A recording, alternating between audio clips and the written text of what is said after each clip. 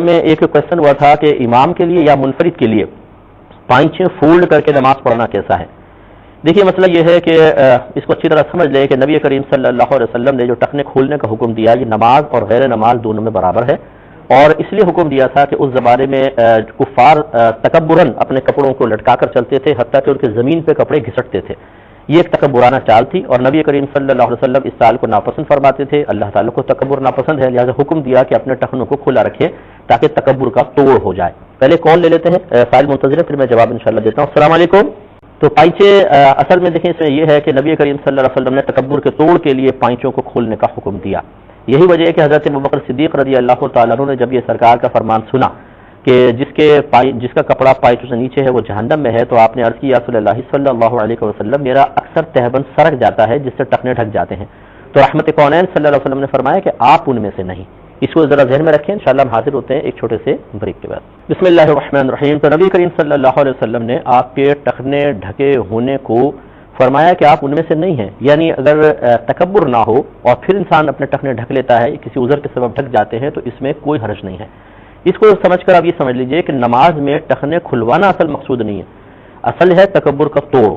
لہذا اگر کوئی ساکس پہن کے نماز پڑھ رہا ہے تو بتائیے کہ پھر ٹخنے ڈھک رہے ہیں کہ نہیں ڈھک رہے ہیں، اور پائچے اس کے اوپر ہوں یا پائچے نیچے ہوں، بالفرض ٹخنے تو پھر بھی ڈھکے ہوئے ہیں۔ تو خلاصہ کلام یہ ہے کہ سنت کریمہ تو یہی ہے کہ آپ ٹخنوں سے اوپر اپنی شلوار یا پینٹ رکھیں، لیکن اگر شلوار لمبی ہے، پینٹ لمبی ہے، یا آپ ایسے آفس میں ہیں، اسکول وغیرہ میں، وہاں نماز پڑھ رہے ہیں، تو پھر جیسے بھی آپ ہے نا تکبر بس دل میں نہیں ہونا چاہیے، اپنے ٹخنے ڈھکے رہنے دیں اور آپ اسی طرح نماز پڑھیں۔ فولڈ نہ کیجئے، کیونکہ اس میں علماء کا اختلاف ہے۔ بعض اس فولڈ کو کہتے ہیں کہ یہ کپڑا الٹا کر کے نماز پڑھنا ہے اور مکروہ تحریمی ہے، تو وہ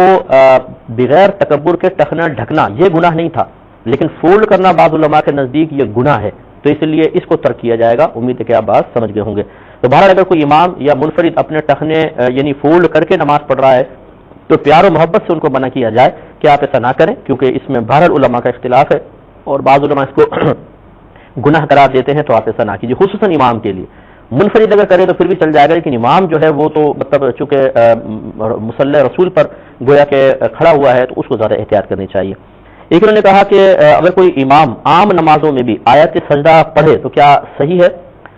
دیکھیں صحیح تو ہے، غلط تو کوئی بھی نہیں کہہ سکتا، لیکن ضروری ہے کہ امام صاحب اگر پڑھنے کا ارادہ رکھتے ہوں تو پھر پہلے ہی